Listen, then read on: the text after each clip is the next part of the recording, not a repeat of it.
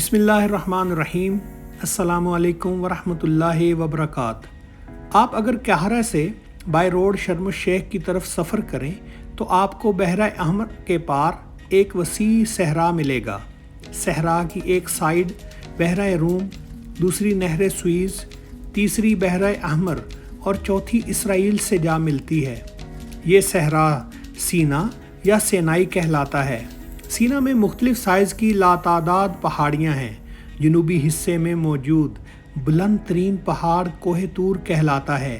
یہ 7,500 فٹ بلند ہے اور حضرت موسیٰ 1300 قبل مسیح اپنی اہلیہ حضرت صفورہ اور بچوں کے ساتھ اسی پہاڑ کے قریب سے گزرے تھے۔ آپ کو پہاڑ پر آگ نظر آئی تھی۔ آپ پہاڑ پر تشریف لے کر گئے۔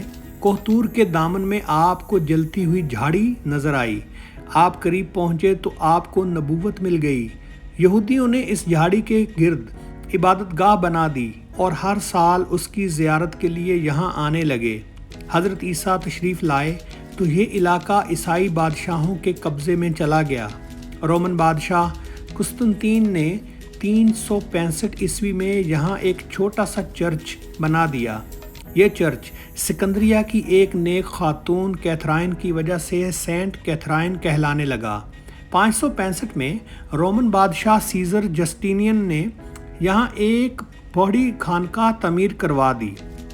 یہ خانقاہ آج تک موجود ہے۔ حضرت موسیٰ سے منسوب جھاڑی بھی اسی خانقاہ میں ہے۔ یہ مقام برننگ بش کہلاتا ہے۔ سینٹ کیتھرائن کی لائبریری دنیا کی دوسری قدیم ترین لائبریری ہے۔ اس میں دنیا کی قدیم معتبر دستاویزات موجود ہیں۔ ان میں نبی کریم صلی اللہ علیہ وآلہ وسلم سے منسوب ایک خط مبارک بھی ہے۔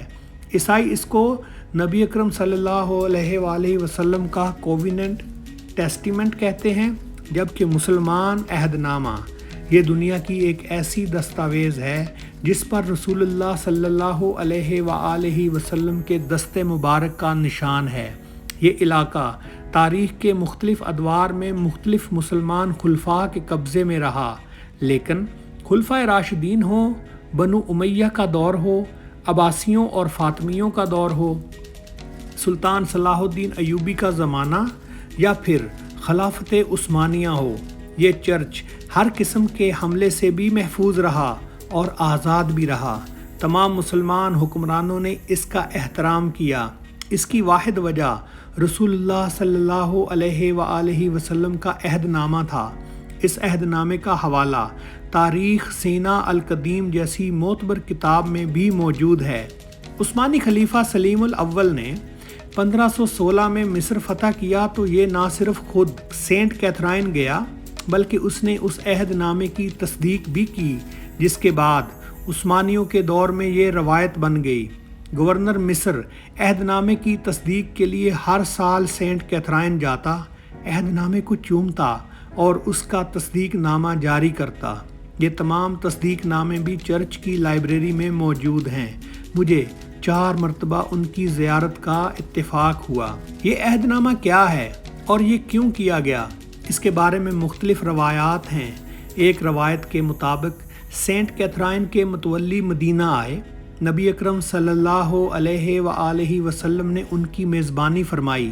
متولیوں نے رخصت ہونے سے پہلے اس خدشے کا اظہار کیا، ہمیں خطرہ ہے جب مسلمان طاقتور ہو جائیں گے تو یہ ہمیں قتل اور ہماری عبادت گاہوں کو تباہ کر دیں گے۔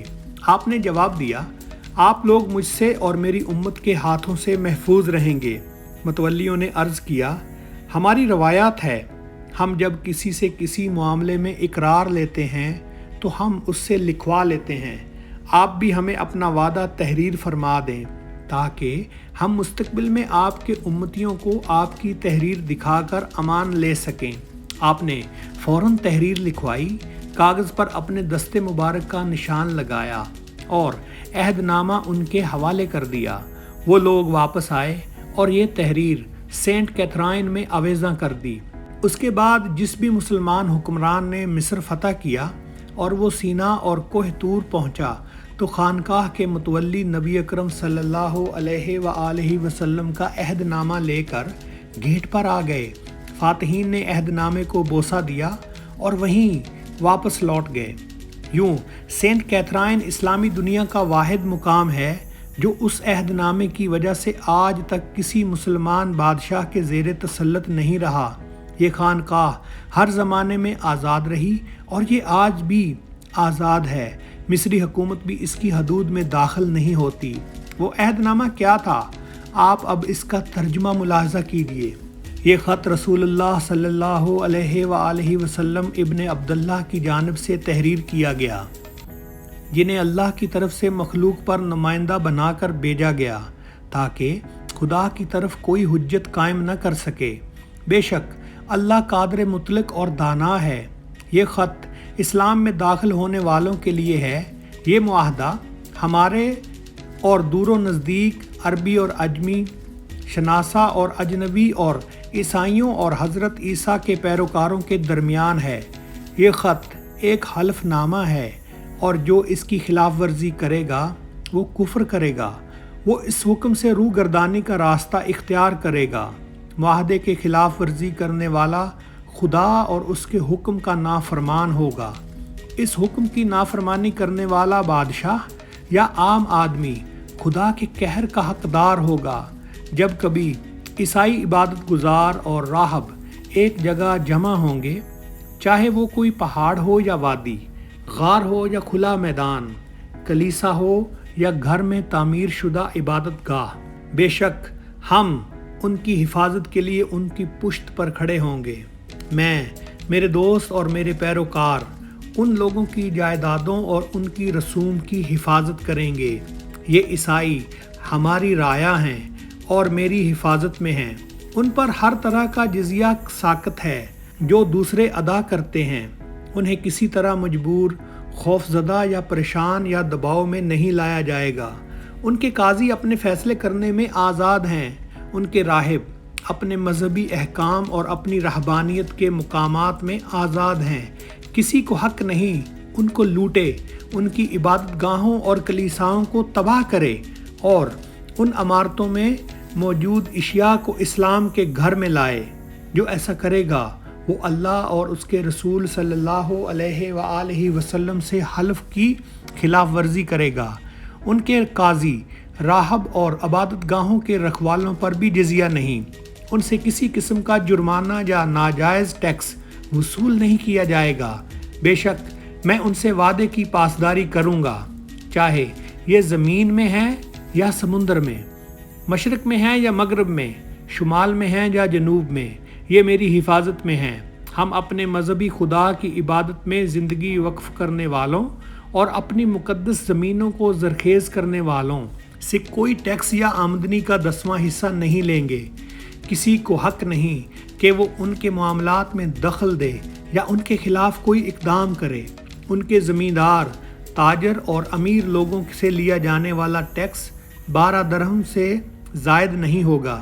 ان کو کسی طرح کے سفر یا جنگ میں حصہ لینے پر مجبور نہیں کیا جائے گا۔ کوئی ان سے جھگڑا یا بحث نہ کرے۔ ان سے قرآن کے احکامات کے سوا کوئی بات نہ کرو۔ اس سے آگے ایک آیت درج ہے، اور اہل کتاب سے جھگڑا نہ کرو مگر ایسے طریقے سے جو عمدہ ہو۔ پس یہ مسلمانوں کی جانب سے ہر طرح کی پریشانی سے محفوظ ہیں، چاہے یہ عبادت گاہ میں ہیں یا کہیں اور۔ کسی عیسائی عورت کی مسلمان سے اس کی مرضی کے خلاف شادی نہیں ہو سکتی۔ اس کو اس کے کلیسا جانے سے بھی روکا نہیں جا سکتا۔ ان کے کلیساؤں کا احترام ہوگا۔ ان کی عبادت گاہوں کی تعمیر یا مرمت پر کوئی پابندی نہیں ہوگی، اور انہیں ہتھیار اٹھانے پر بھی مجبور نہیں کیا جائے گا۔ ہر مسلمان پر لازم ہے کہ وہ قیامت تک اور اس دنیا کے اختتام تک اس حلف کی پاسداری کرے۔ عہد نامے کے نیچے نبی اکرم صلی اللہ علیہ وآلہ وسلم کے دست مبارک کا نقش ہے۔ مسلمانوں نے 1400 سال کی تاریخ میں اس عہد نامے کا احترام کیا۔ ہم نے ان برسوں میں کسی چرچ پر حملہ کیا، کوئی راہب قتل کیا اور نہ ہی کوئی کلیسا کی زمین پر قبضہ کیا، حتیٰ کہ صلیبی جنگوں کے دوران بھی اس معاہدے پر عمل ہوتا رہا۔ حضرت عمر فاروق رضی اللہ عنہ نے بیت المقدس کی فتح کے بعد کلیسا میں نماز پڑھنے سے انکار کر دیا تھا۔ اموی خلفاء نے دمشق میں جامعہ امیہ بنانے کا فیصلہ کیا تو عیسائیوں سے چرچ کی زمین باقاعدہ خریدی گئی اور انہیں پورے دمشق میں جہاں چاہیں اور جتنے چاہیں چرچ بنانے کی اجازت بھی دی گئی۔ اسپین میں 800 سال عیسائی اور چرچ محفوظ رہے۔ مسجد قرطبہ میں چرچ کی زمین کا تھوڑا سا حصہ آ گیا تھا۔ خلیفہ نے تعمیر رکوا کر پادری سے اجازت بھی لی اور معاوضہ بھی ادا کیا۔ سعودی عرب، عراق، مصر، ترکی، فلسطین، ایران اور سینٹرل ایشیا میں آج بھی 2500 سال پرانے چرچ موجود ہیں، اور یہ ان ادوار میں بھی سلامت رہے جب مسلمانوں کی خانقاہیں گرا دیا کرتے تھے، جب مسلمانوں کے ہاتھوں مسلمان قتل ہو جاتے تھے۔ امیر تیمور نے 58 اسلامی ممالک کی اینٹ سے اینٹ بجا دی، مگر اس کے ہاتھوں میں بھی کلیسا محفوظ رہے۔ لیکن جڑاوالا کے مسلمانوں نے 16 اگست کو 19 چرچ اور 86 عیسائی پاکستانیوں کے گھر جلا دیے۔ کیا یہ مسلمان نہیں ہے؟ اور کیا ان پر نبی اکرم صلی اللہ علیہ وآلہ وسلم کا عہد نامہ لاگو نہیں ہوتا تھا؟ لہٰذا میرا ان سے ان حملوں کے بعد سوال ہے، آپ لوگ اس واقعے کے بعد رسول اللہ صلی اللہ علیہ وآلہ وسلم کو کیا منہ دکھائیں گے؟ کیا آپ واقعی ان حملوں کے بعد امتی کہلانے کے قابل ہیں؟ اور کیا آپ نے رسول اللہ صلی اللہ علیہ وآلہ وسلم کا عہد نامہ نہیں توڑ دیا؟ شکریہ دوستو، ہمارے چینل کو سبسکرائب کریں، ویڈیو اچھی لگی تو لائک کریں۔ السلام علیکم ورحمۃ اللہ وبرکاتہ۔